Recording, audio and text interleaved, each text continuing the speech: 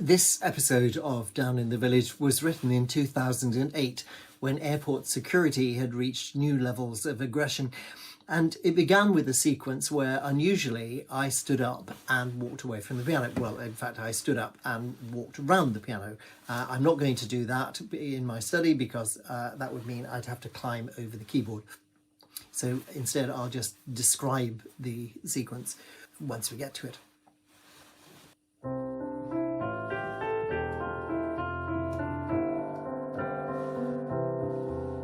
And now, Down in the Village, an everyday story of rural life. Today's episode, Up, Up and Away. Two of the village stalwarts are at Bristol Airport, about to leave on their annual holiday, as they have done since 1985. And in 1985, and this is the point where I would stand up and walk just round the piano and into the departure lounge. 1990.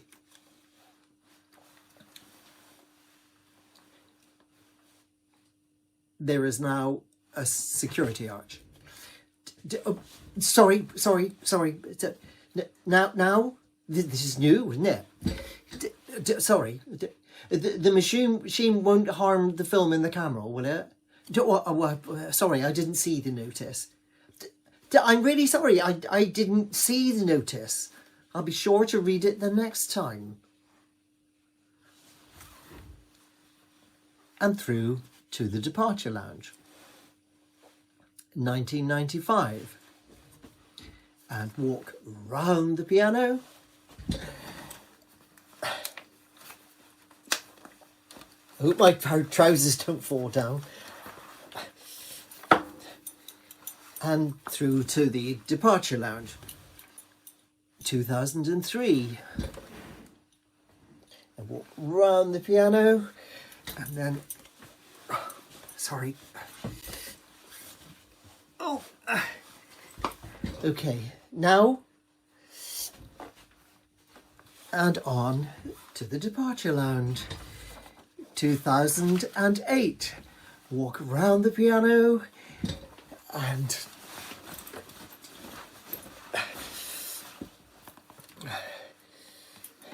oh, sorry.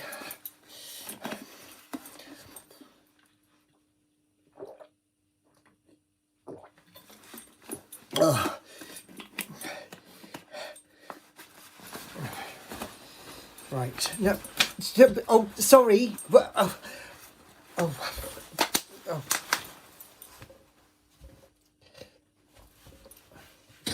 Oh. All right.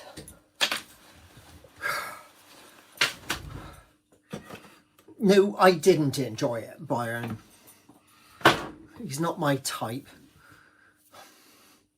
Look, you go and get the duty frees. Get a bottle of my Paco Rabanne while you're at it, if they're still doing it. Or anything by John Paul Gaultier. And get a book of Sudoku. I'll just wait over there and get dressed. Oh, but Brian, look, there's Sally. And hello, Sally. And you must be Sandra. I've heard all about you. It's good to meet you at last. What are you doing here? I might ask. Lastminute.com. Casablanca. No, I've never been there, but I've seen the film a couple of times of all the gym palaces in all the world. Yeah, we're off on our usual Ibiza. No, not Ibiza town. Well, neither of us could take the drinking. No, to be honest, and don't tell Brian I told you, we're going with Sargon. It's this new resort in the north, Frontal del Lobo. I think it'll be all right as long as they don't expect us to play bingo. Oh, I've known Sally for years, Sandra. Ever since she played Cinderella in the pantomime when we had the unpleasantness. You know, I've always said I didn't know you could make a noise like that on a bassoon. Well, Sandra, it was Sue Jones, you know, Mrs. Jones' daughter, the editor's wife. I think she's the star. Mind you, she's going to be really good in Alone Amy, which is what we're doing next. It's about this New York widow who moves to Biarritz with her 10-year-old neighbour and opens a transvestite club. Yeah, that's the one. Yeah, All the Waiters Sing. It's on in November. We've been rehearsing since March. It's going well. Although I'm not sure about old Arthur and that tray. Anyway, it was Prue Jones's daughter, Sue, who made all that fuss about the songs that I'd written for the pantomime. I'd written all the songs for the pantomime, words, music and lyrics, and she called it Sexy Crap, which I suppose it was when you look back on it. We've come a long time since then. I mean, Sue Jones has been married and divorced. Unmarried and divorced, but she just seems settled this time. Yeah, Brian and I, you know, my partner, Brian, he has the hairdressers in the high street. He has the salon Highlights, used to be Vitaldo of Florence. I'm not keen on the word partner. It makes us sound like Bradford and Bingley. Anyway, we had this swivel partnership 2 years ago. Not that it makes any difference. Well, actually I say that, but I suppose just now the security bloke says, are you two related? And I'm just about to say no when Brian says, yes, we are. You can be quite forceful for a hairdresser. It was good. Mind you, you saw what was taken off when just as we arrived. Chow 3, Lord Chow's private Airbus. Have you ever met Lord Chow, Sandra? Mr. Chow as was, from the takeaway and the video shop in the international chain of DIY mega markets. Well, of course, he can only live at Chow Down. That's his big house over Melton Sudbury Way. He can only live there 3 months a year now because he's a taxi exile. He's ever such a nice man. And Lady Chow. They're taking Pat out to their place in Bermuda for a couple of weeks. Pat Parfit.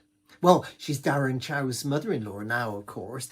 I must say Darren and her Melodine seem to have got over their little problem. I've always liked Darren, despite that business with the tampon. Brian's gone through to the duty-frees, where it's part of the ritual of the holiday, isn't it? Of course, it's only recently it's been the bottle of vanilla vodka. Did you see that bloke on security? No, Sally, I didn't enjoy being touched up. Well, he's not my type.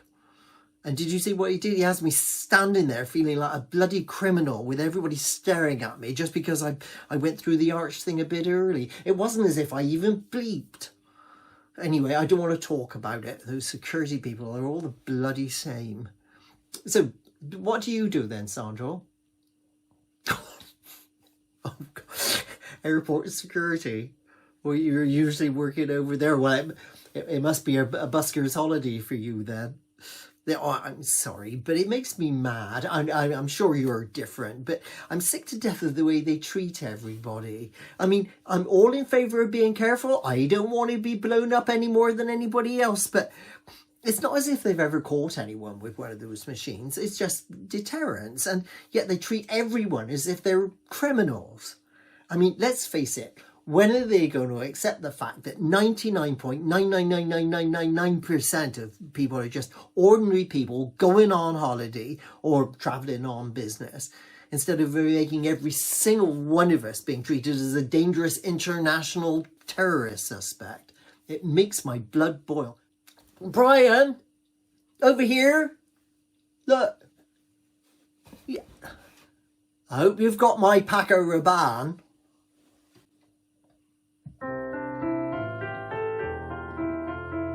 Has Brian got the Paco Rabanne?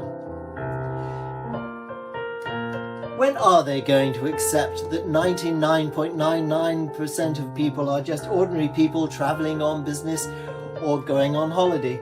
Or will they continue to treat every single one of us as an international terrorist subject for the foreseeable future?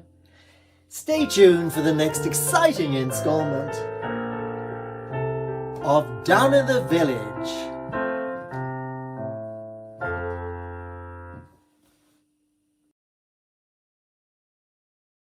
Will the thoughtless prat who left an unaccompanied rucksack by the chaise longue please remove it before we have to clear the theatre and call a SWAT team to blow it up? Thank you.